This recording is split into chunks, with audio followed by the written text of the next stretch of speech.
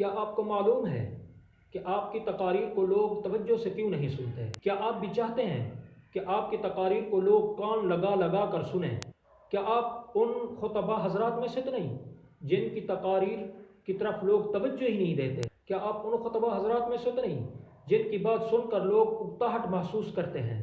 کیا آپ بھی تقاریر کے آغاز اور اختتام سے ناواقف ہیں؟ کیا آپ بھی چاہتے ہیں کہ آپ سامعین کے سامنے ایسے انداز کے ساتھ تقاریر کا آغاز اور اختتام کریں جس کے ذریعے سے آپ لوگوں کے دلوں کو اپنی طرف میل کر لیں اور لوگوں کے ذہنوں کو اپنی طرف کھینچ لیں؟ وہ کون سا طریقہ ہے جس کی وجہ سے آپ ایک مایہ ناز خطیب بن سکتے ہیں اور اپنے خطابت کے اندر نام پیدا کر سکتے ہیں؟ کیا آپ ان تمام باتوں سے ناواقف ہیں؟ اگر ہاں تو آئیے یہ ویڈیو آپ کے لیے ہے اور ویڈیو کو پورا دیکھیں۔ السلام علیکم ورحمۃ اللہ وبرکاتہ۔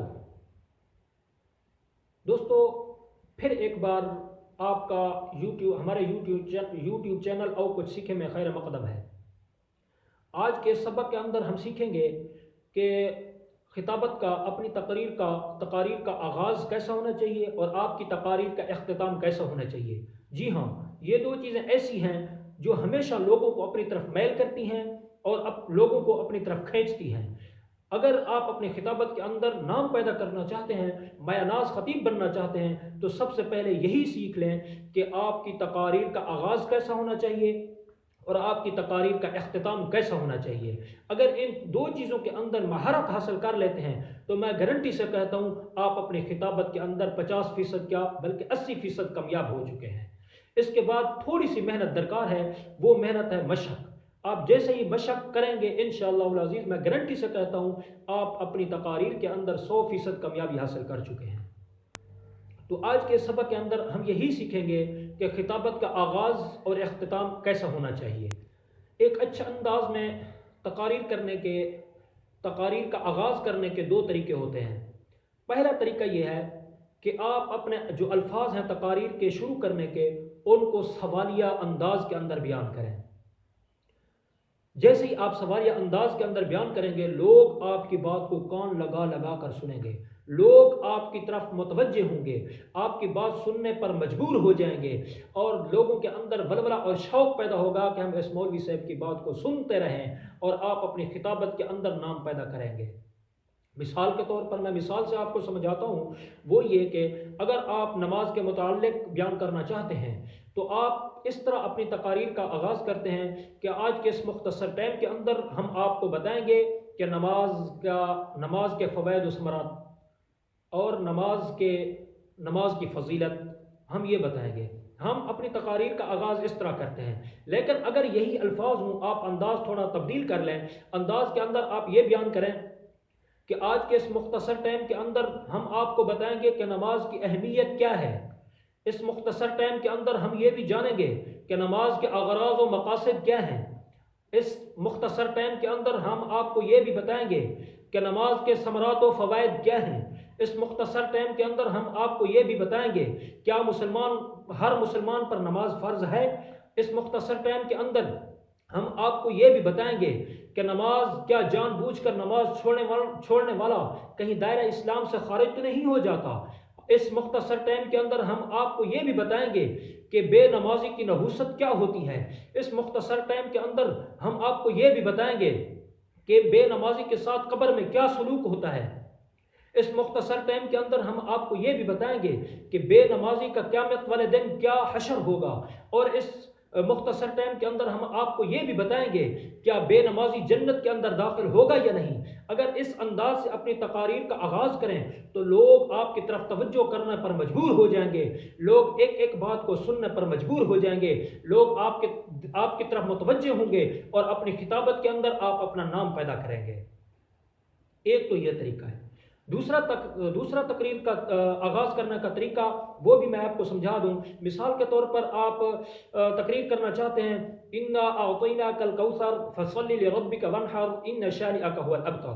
آپ نے یہ صورت مبارکہ تلاوت کی ہے۔ تلاوت کرنے کے بعد ہم عام طور پر تقاریر کا آغاز ایسے کر دیتے ہیں، یہ صورت اللہ رب العزت نے قرآن مجید کے اندر بیان فرمائی، آج کے اس مختصر ٹائم کے اندر ہم اس صورت کی تفسیر بیان کریں گے، اور اللہ رب العزت سے دعا ہے کہ اللہ رب العزت ہمارا اس سبق اپنی بارگاہ کے اندر قبول منظور فرمائے۔ ہم عام طور پر یہی کیا کرتے ہیں، تقریر کا آغاز کرتے ہیں، یا اس طرح تقریر کا آغاز کرتے ہیں کہ اس صورت کے اندر اللہ رب العزت نے آقا نامدار محبوب کبریا احمد مجتبیٰ کو حوض کوثر نصیب فرمایا، اس کا ذکر کریں گے، اور اللہ رب العزت نے اس صورت کے اندر آقا نامدار کو نماز کا حکم دیا اور قربانی کا حکم دیا، ہم اس متعلق بات کریں گے، اور اللہ رب العزت نے آقا نامدار کے دشمنوں کا انجام بیان کیا، ہم اس کے متعلق بات کریں گے۔ لیکن نہیں، ایسا انداز نہیں، بلکہ الفاظ یہی ہوں، انداز تھوڑا تبدیل کریں تو لوگ آپ کی طرف متوجہ ہو جائیں گے، لوگ آپ کی طرف توجہ کرنے پر مجبور ہو جائیں گے۔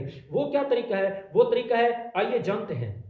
وہ طریقہ یہ ہے، آپ نے جیسے سورت پڑھی اِنَّا أَعْطَيْنَاكَ الْكَوْثَرَ فَصَلِّ لِرَبِّكَ وَانْحَرْ إِنَّ شَانِئَكَ هُوَ الْأَبْتَرُ۔ اب اس کی تقاریر کا آغاز کیسے کرنا ہے؟ آغاز کے اندر اس صورت کے اندر اللہ رب العزت نے 3 چیزیں بیان فرمائی ہیں۔ اگر اس طرح آغاز ہو نا، پھر لوگ آپ کی بات سننے پر مجبور ہو جائیں گے، آپ اپنی خطابت کے اندر نام پیدا کریں گے، آپ ایک مایہ ناز خطیب کہلائیں گے۔ وہ اس طرح اس صورت کے اندر اللہ رب العزت نے 3 چیزیں بیان فرمائی۔ اِنَّا أَعْطَيْنَاكَ الْكَوْثَرَ، اس کے اندر اللہ رب العزت نے مقام مصطفیٰ بیان فرمایا۔ فَصَلِّ لِرَبِّكَ وَانْحَرْ، اس آیت کے اندر اللہ رب العزت نے پروگرام مصطفیٰ بیان فرمایا۔ إِنَّ شَانِئَكَ هُوَ الْأَبْتَرُ، اس کے اندر اللہ رب العزت نے دشمنان مصطفیٰ کا انجام بیان فرمایا۔ مقام مصطفیٰ کیا ہے؟ آئیے سب سے پہلے اسی بات پر اس کو جان لیتے ہیں کہ مقام مصطفیٰ کیا ہے، پھر آپ کے ذہن کے اندر جتنی ایک عنوان، سیرت کے عنوان پر جتنی گفتگو ہے آپ کے ذہن کے اندر، مقام مصطفیٰ، آپ صلی اللہ علیہ وسلم کے معجزات، آپ صلی اللہ علیہ وسلم کے اخلاق، آپ صلی اللہ علیہ وسلم کی سیرت، جتنی آپ کے ذہن کے اندر ہے وہ سب بیان کر دیں اور فرما دیں کہ یہ مقام مصطفیٰ ہے۔ مقام مصطفیٰ دنیاوی لحاظ سے، اور حوض کوثر جو اللہ رب العزت نے آقا نامدار کو عطا فرمایا یہ اخروی لحاظ سے ہے۔ تو گویا اللہ رب العزت نے دنیاوی اعتبار سے بھی مقام مصطفیٰ بیان فرمایا، اور اخروی لحاظ سے بھی اللہ رب العزت نے مقام مصطفیٰ بیان فرمایا۔ یہ ہے انداز۔ اور آگے والی آیت کے اندر فَصَلِّ لِرَبِّكَ وَانْحَرْ، اس آیت کے اندر اللہ رب العزت نے پروگرام مصطفیٰ بیان فرمایا۔ پروگرام مصطفیٰ کیا ہے؟ آقا نامدار کا فرمان ہے نماز ادا کرو، آقا نامدار کا فرمان ہے قربانی ادا کرو۔ جتنی آپ کے ذہن کے اندر نماز کے متعلق، قربانی کے متعلق جتنی ایک آپ کے ذہن کے اندر جو کچھ ہے وہ سب بیان کر دیں۔ اور اِنَّ شَانِئَكَ هُوَ الْأَبْتَرُ، اس آیت کے اندر اللہ رب العزت نے دشمنان مصطفیٰ کا انجام بیان فرمایا، پھر اس پر تفصیلی گفتگو جو آپ کے ذہن کے اندر ہے وہ بیان کر دیں۔ اگر اس طریقے سے الفاظ وہی ہیں لیکن تھوڑا سا طریقہ بدل گیا ہے، انداز تھوڑا سا بدل گیا ہے، اگر اس انداز کے اندر آپ اپنی تقاریر کا آغاز کریں گے، لوگ کان لگا کر آپ کی بات سننے پر مجبور ہو جائیں گے۔ لوگ آپ کی بات سننے پر کیا، آپ کی تقاریر سننے کے لیے بے چین رہیں گے۔ جیسے ہی لوگوں کو پتہ ہوگا کہ فلاں مولوی صاحب آ رہے ہیں، لوگ دھڑا دھڑ آپ کے بیان کو سننے پر مجبور ہوں گے۔ پھر ہم جانتے ہیں کہ تقاریر کا یہ تو ہوا آغاز، اب ہم جانتے ہیں کہ تقاریر کا اختتام کیسا ہو۔ اختتام بھی ایسے انداز کے اندر کریں جو لوگوں کو اپنی طرف میل کرے، جو لوگوں کو اپنی طرف کھینچے۔ ایسا نہ ہو کہ آپ تقاریر کرتے کرتے آ رہے ہیں اور جیسے ہی آپ کی نگاہ گھڑی پر پڑی، جیسے ہی آپ کی نگاہ ٹائم پر گئی، آپ نے دیکھا کہ ٹائم تو ختم ہو رہا ہے، آپ نے جیسے ہی آپ چلتے آ رہے تھے ویسے ہی تقریر کو ختم کر دیا۔ نہیں، لوگ اس سے آپ کی تقاریر بالکل قطعاً پسند نہیں کریں گے۔ آپ نے چاہے اپنے علم کو کتنا ہی اس کے اندر بکھیرا ہو، آپ نے اپنی خطابت کا جتنا ہی ان کے اندر جوش پیدا کیا ہو، لیکن اگر آپ کا اختتام اچھا نہیں ہے، اگر آپ کی تقاریر کا آغاز اچھا نہیں ہے، تو لوگ آپ کی تقاریر پر بالکل مطمئن نہیں ہوں گے۔ میری بات نوٹ کر لیں، بالکل قطعاً مطمئن نہیں ہوں گے۔ اگر اپنی خطابت کے اندر نام پیدا کرنا چاہتے ہیں تو سب سے اہم پوائنٹ صحیح ہے، یہی ہے کہ آپ تقاریر کا آغاز اور اختتام کرنا سیکھیں۔ اب اختتام کیسے کرنا ہے؟ اختتام کے اندر آپ پوری تقاریر کا خلاصہ بیان کریں۔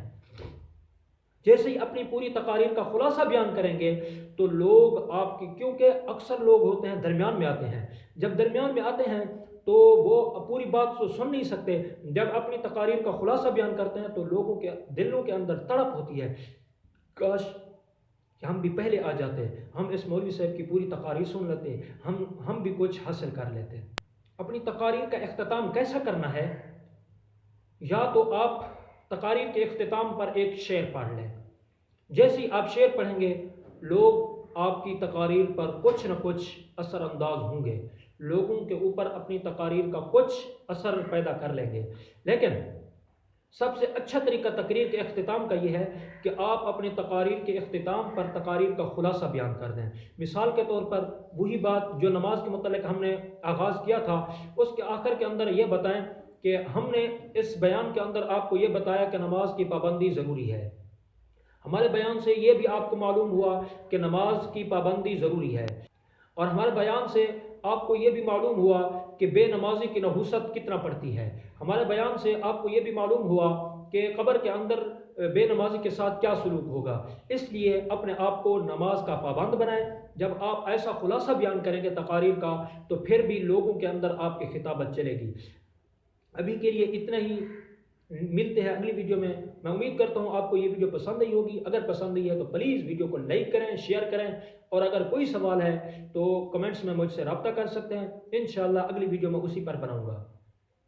تو اگر آپ نے ابھی تک ہمارے چینل او کچھ سیکھیں کو سبسکرائب نہیں کیا تو پلیز جلدی سے اس کو سبسکرائب کر دیں۔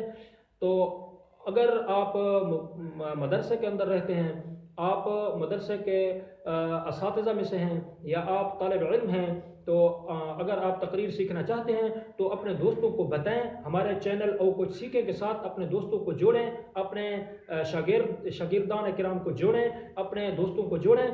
انشاءاللہ العزیز ہم اس کے اندر پورا گائیڈ کریں گے کہ تقاریر کا اچھا انداز کیسا ہوتا ہے اور اچھے طریقے سے تقریر کیسے کی جاتی ہے۔ انشاءاللہ العزیز ہم گارنٹی سے کہتے ہیں اگر آپ نے ہمارے کورس کو مکمل دیکھا تو ہم انشاءاللہ العزیز آپ کو مایہ ناز خطیب بنائیں گے۔ تو اگر آپ نے چینل سبسکرائب نہیں کیا تو پلیز جلدی سے اس کو سبسکرائب کر دیں۔ تو ابھی کے لیے اتنا ہی، اور ملتے ہیں اگلی ویڈیو میں۔ اپنا بہت بہت خیال رکھیے گا۔ السلام علیکم ورحمۃ اللہ وبرکاتہ۔